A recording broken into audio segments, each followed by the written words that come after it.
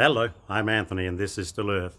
Thanks for dropping by. A few years ago I was listening to a lecture and the person up the front, the professor I guess, was pouring a glass of water, and we thought the discussion was going to be about the glass half full and glass half empty, that kind of caper. But when she brought the glass around to the front and held it out in front of her, she said, how much do you think the glass weighs?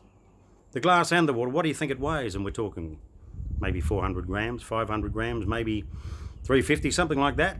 And she said, look, at the end of the day, it really doesn't matter what the glass weighs. But if I was to hold this glass out in front of me like this for a certain amount of time, it would certainly feel heavier, true or true. And that's the truth.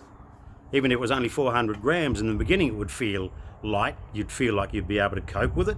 But if you were to hold it for, say, 6 hours out in front of you, something would change. The water in the glass wouldn't change, that would still be exactly the same. But now, I think you'd be finding that there'd be an ache and a pain in your shoulder, maybe in your elbow. Certainly your neck muscles would be starting to tense up. And you'd be starting to get pain maybe down your back, and you'd be shifting uncomfortably, and you'd be really starting to think about dropping the glass, putting it down. But what if you were to hold that glass for 12 hours? What would be going on then? I mean, seriously, you would have a huge mental battle on your hands. Your willpower would start to weaken, I'm pretty sure of that. But in the meantime, pretty much everything on that side of your body with the weight of the glass would be starting to get upset with you. You would be getting back cramps, neck cramps, probably headaches. Your elbow, your forearm muscles would be screaming out. Your hand would probably almost be paralyzed around the glass. Let's say you held it for 24 hours. What then? I think you'd be in some serious trouble. But you know what? We hold on to our problems for that long, and maybe even longer. And sometimes we actually expect them to go away, but, generally they don't. That's the sad truth. You know what? If you were to hold on to your problems for long enough, that would actually cause you disease that would be far greater than holding a glass of water for 24 hours. But we do it all the time. Sometimes we hold issues from the time we're 5, 6, 7, 8, 9, 10 years old. Maybe when we're 20, we still got them. Do they get lighter or heavier? They get heavier. Sometimes we hold them because we don't know what to do. Sometimes we hold them because we don't want to give the answer that we feel like we should give for fear of hurting someone, and that's kind of nice. But if you don't give the answer that is required, you not only hurt yourself, but you hurt them as well. They need to know the answer coming from you. Is it, no, I'm not going to help? If that's true, then no, you're not going to help. It's better that they know that sooner rather than later.